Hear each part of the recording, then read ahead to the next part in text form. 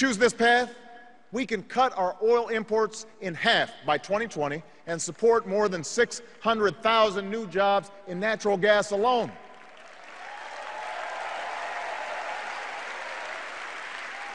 And yes, my plan will continue to reduce the carbon pollution that is heating our planet, because climate change is not a hoax. More droughts and floods and wildfires are not a joke. They are a threat to our children's future, and in this election, you can do something about it.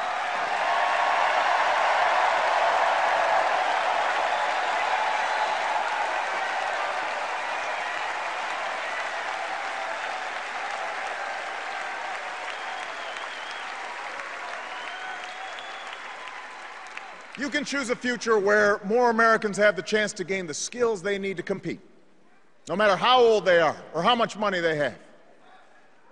Education was the gateway to opportunity for me. It was the gateway for Michelle. It was the gateway for most of you. And now, more than ever, it is the gateway to a middle-class life. For the first time in a generation, nearly every state has answered our call to raise their standards for teaching and learning. Some of the worst schools in the country have made real gains in math and reading.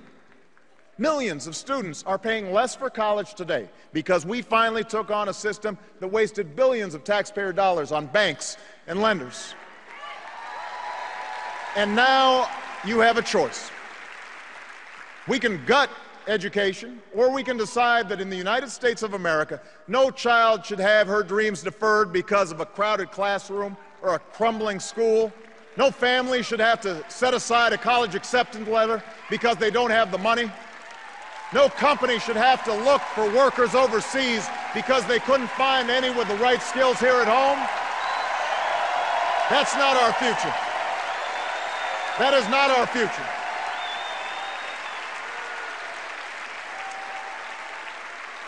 The government has a role in this, but teachers must inspire, principals must lead, parents must instill a thirst for learning, and students, you got to do the work. And together, I promise you, we can out-educate and out-compete any nation on earth.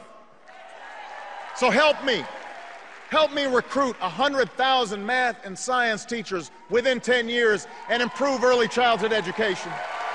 Help give 2 million workers the chance to learn skills at their community college that will lead directly to a job. Help us work with colleges and universities to cut in half the growth of tuition costs over the next 10 years. We can meet that goal together. You can choose that future for America.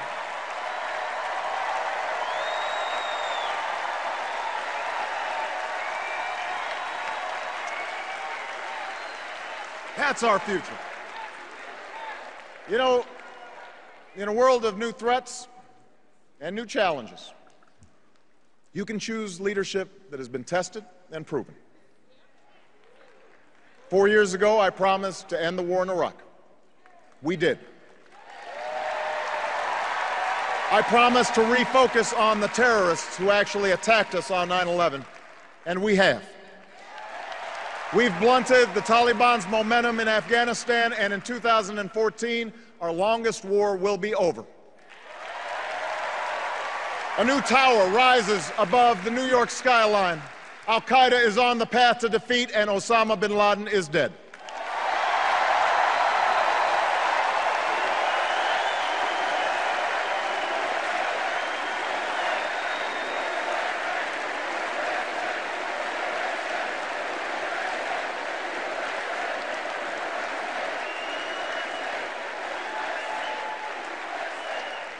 Tonight, we pay tribute to the Americans who still serve in harm's way. We are forever in debt to a generation whose sacrifice has made this country safer and more respected. We will never forget you. And so long as I'm Commander-in-Chief, we will sustain the strongest military the world has ever known. When you take off the uniform, we will serve you as well as you've served us, because no one who fights for this country should have to fight for a job or a roof over their heads or the care that they need when they come home.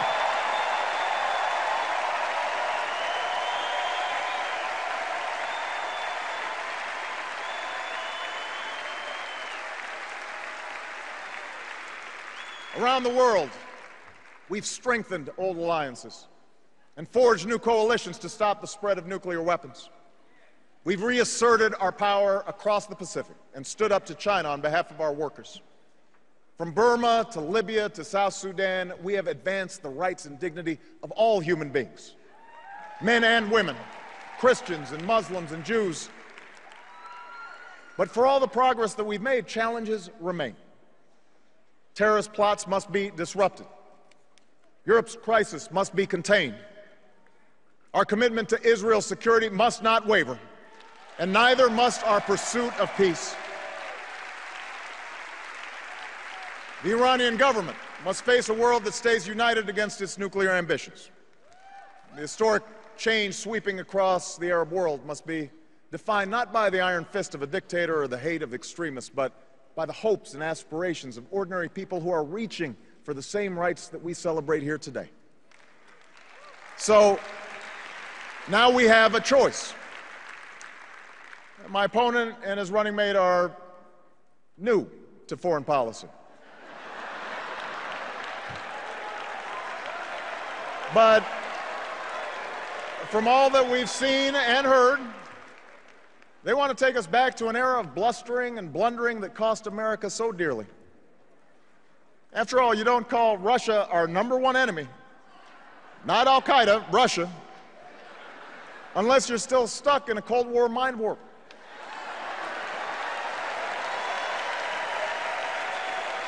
You might not be ready for diplomacy with Beijing if you can't visit the Olympics without insulting our closest ally.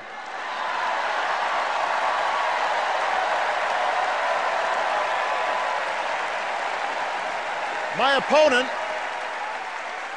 opponent said that it was tragic to end the war in Iraq, and he won't tell us how he'll end the war in Afghanistan.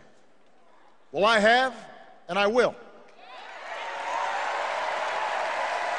And while my opponent would spend more money on military hardware that our Joint Chiefs don't even want, I will use the money we're no longer spending on war to pay down our debt and put more people back to work, rebuilding roads and bridges and schools and runways, because after 2 wars that have cost us thousands of lives and over $1 trillion, it's time to do some nation building right here at home.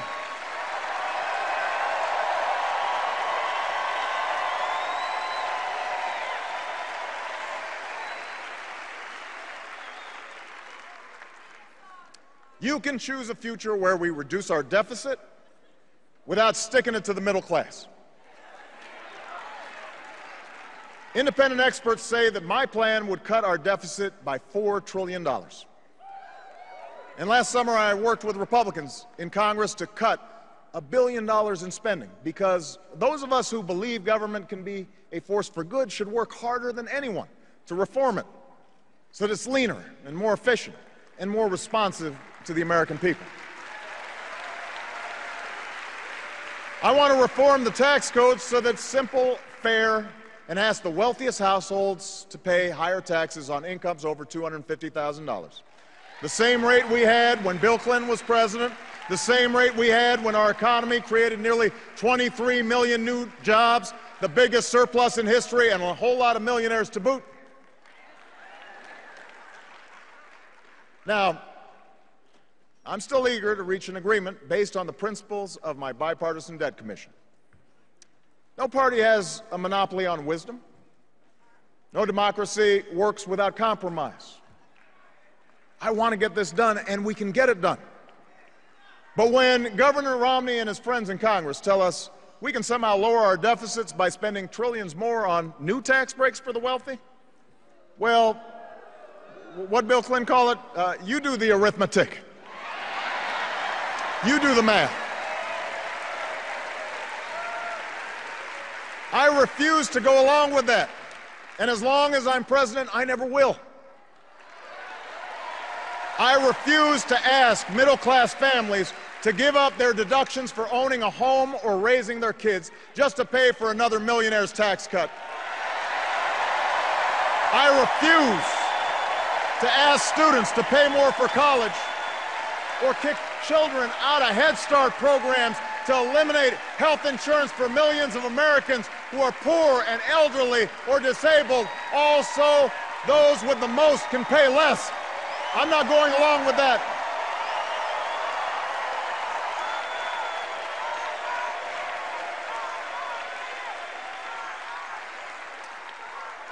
And I will never turn Medicare into a voucher.